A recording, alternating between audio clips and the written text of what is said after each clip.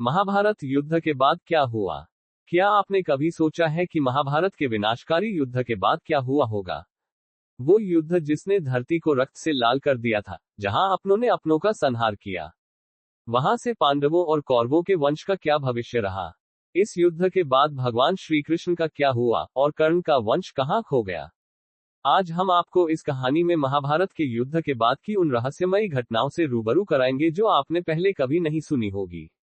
कहानी का आरंभ। महाभारत का युद्ध समाप्त हो चुका था। कुरुक्षेत्र में चारों ओर केवल शवों का ढेर लगा था और ऐसा लग रहा था मानो जीवन की सभी आशाएं समाप्त हो गई हो। पांडव जीत चुके थे, लेकिन इस विजय का स्वाद बहुत कड़वा था। उनके परिवार और अपने ही उनके सामने खत्म हो चुके थे। चारों ओर केवल मृत्यु का ही माहौल था। युद्ध के बाद पांडवों के दिलों में खुशी की बजाय शांति की तलाश थी, और उन्होंने अपनी आत्मा की शुद्धि के लिए भगवान श्री कृष्ण से मार्गदर्शन मांगा। श्री कृष्ण ने कहा, ये युद्ध धर्म और अधर्म के बीच था, लेकिन अब तुम्हें केवल अपने कर्तव्यों का पालन करना है। तुम्हारे राज्य का कल्याण तुम्हारे हाथों में है। उनके कहने पर युधिष्ठिर को हस्तिनापुर का राजा बनाया गया। हालांकि युधिष्ठिर अपने भाइयों और श्री कृष्ण के कहने पर ही राजगद्दी पर बैठे, लेकिन उनके मन में गहरा संताप था। उन्होंने महसूस किया कि इस युद्ध का मूल्य अत्यधिक था, और उन्होंने खुद को दोषी मानते हुए गहन आत्मग्लानि में डूबे रहे। अश्वत्थामा का अभिशाप और कृष्ण का अंतिम समय। इस युद्ध में केवल पांडव ही नहीं बचे थे, बल्कि द्रौपदी के 5 पुत्रों का संहार करने वाला अश्वत्थामा भी जीवित था। अश्वत्थामा ने पांडवों पर प्रतिशोध के भाव में उनके वंश को नष्ट करने की प्रतिज्ञा ली। अपनी शक्ति को साबित करने के लिए उसने अभिमन्यु के पुत्र परीक्षित के जीवन को समाप्त करने की कोशिश की। लेकिन भगवान श्री कृष्ण ने अपने योगबल से परीक्षित को बचा लिया। परंतु अश्वत्थामा का क्रोध थमा नहीं, और उन्होंने श्री कृष्ण को श्राप दिया कि उनके वंश का भी इसी तरह अंत होगा और वे अपने कुल के विनाश का दुख झेलेंगे। श्री कृष्ण मुस्कुराए और अश्वत्थामा का श्राप स्वीकार कर लिया। उन्होंने कहा, हर व्यक्ति अपने कर्मों का फल भोगता है, और मेरा वंश भी इस संसार में अपने कर्मों के अनुसार ही रहेगा। धृतराष्ट्र और गांधारी का संताप। महल में महात्मा विदुर की बातों को सुनकर धृतराष्ट्र और गांधारी ने भी सब कुछ त्यागने का मन बना लिया। गांधारी अपने पुत्रों के संहार से इतनी दुखी थी कि उन्होंने श्री कृष्ण को श्राप दे दिया कि उनके कुल का भी सर्वनाश हो जाएगा। इस श्राप के कारण ही यादव वंश का अंत हुआ। धृतराष्ट्र और गांधारी ने वन में तपस्या करने का निश्चय किया और अपनी बाकी जिंदगी को भगवान के चरणों में समर्पित कर दिया। भीम का हृदय परिवर्तन। भीम को सदैव अपने बल का घमंड रहा था, लेकिन युद्ध के बाद जब उन्हें एहसास हुआ कि उनके हाथों कितने निर्दोष सैनिक मारे गए, तब उनका हृदय परिवर्तन हुआ। उन्होंने प्रतिज्ञा की कि वे अब किसी पर अपना बल प्रयोग नहीं करेंगे। भीम ने पूरी ईमानदारी के साथ धर्म का पालन किया और अपनी शक्ति का उपयोग केवल राज्य की रक्षा के लिए किया। युधिष्ठिर का तप और मोक्ष की तलाश। राजा बनने के बावजूद युधिष्ठिर का हृदय शांति की तलाश में था। उनके मन में हमेशा यही सवाल उठता रहता कि क्या वह धर्म की रक्षा के लिए ही युद्ध कर रहे थे, या अपने अहंकार को संतुष्ट कर रहे थे। इस चिंता के कारण एक दिन युधिष्ठिर ने राज्य त्यागने का निर्णय लिया। उन्होंने अपने भाइयों के साथ वन की ओर प्रस्थान किया और मोक्ष की प्राप्ति के लिए तपस्या की।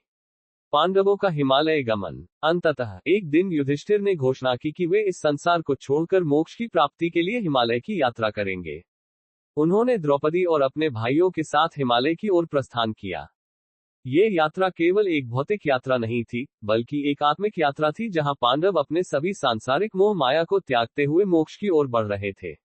मार्ग में एक एक कर सभी भाई और द्रौपदी गिरते गए, लेकिन युधिष्ठिर अपने धर्म का पालन करते हुए आगे बढ़ते रहे। अंत में वह अकेले ही स्वर्ग की यात्रा पर चले गए, और धर्मराज ने उन्हें अपने साथ ले लिया। यदुवंश का नाश और कृष्ण का देह त्याग। जैसा कि गांधारी और अश्वत्थामा ने श्राप दिया था, भगवान श्री कृष्ण ने देखा कि द्वारका में उनका वंश भी धीरे धीरे विनाश की ओर बढ़ रहा है। यादवों के बीच आपसी विवाद बढ़ते गए, और एक दिन नशे की हालत में यादवों ने आपस में ही लड़ाई शुरू कर दी। परिणामस्वरूप कृष्ण का पूरा वंश समाप्त हो गया। अपने वंश के विनाश के बाद भगवान श्री कृष्ण एक वन में चले गए। वहां पर जरा नामक एक शिकारी ने गलती से श्री कृष्ण को हिरण समझकर तीर चलाया, जो उनके पांव में जा लगा। उस समय श्री कृष्ण ने अपना देह त्याग कर दिया और गोलोक धाम की ओर प्रस्थान कर गए। परीक्षित का राज्य और महाभारत की गाथा का भविष्य। महाभारत के युद्ध के बाद पांडव वंश की अगली पीढ़ी में केवल अभिमन्यु का पुत्र परीक्षित ही बचा था। परीक्षित को महर्षि व्यास ने महाभारत के गूढ़ रहस्यों से परिचित कराया। उसने अपने राज्य का संचालन धर्म के अनुसार किया और एक आदर्श राजा के रूप में अपनी पहचान बनाई। उनके शासनकाल में राज्य में सुख, शांति और समृद्धि का माहौल था। महाभारत की गाथा का अमरत्व। परीक्षित के शासनकाल के दौरान ही महर्षि वेदव्यास ने महाभारत की गाथा को अपने शिष्य वैशंपायन के माध्यम से सुनाया। इस तरह यह अमर गाथा लोगों तक पहुंचाई गई ताकि आने वाली पीढ़ियां इससे सीख ले सकें। महाभारत की इस कथा का उद्देश्य केवल युद्ध नहीं था, बल्कि यह सिखाना था कि धर्म और अधर्म के बीच सदैव एक गहरी खाई होती है।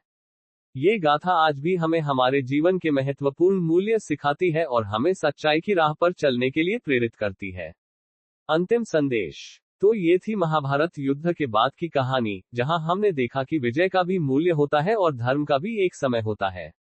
युधिष्ठिर, भीम, अर्जुन, नकुल, सहदेव और स्वयं भगवान श्री कृष्ण तक ने इस सत्य को स्वीकारा। ये कहानी हमें सिखाती है कि हर कर्म का एक फल होता है और सच्ची शांति केवल धर्म का पालन करने में ही है। दोस्तों, अगर आपको हमारी यह कहानी पसंद आई हो, तो कृपया इस वीडियो को लाइक करें, चैनल को सब्सक्राइब करें और अपने मित्रों के साथ साझा करें ताकि और लोग भी महाभारत की इस रहस्यमयी गाथा से परिचित हो सकें। ये कहानी न केवल आपको महाभारत के युग में ले जाती है, बल्कि उन रहस्यों को भी उजागर करती है जो युद्ध के बाद घटित हुए।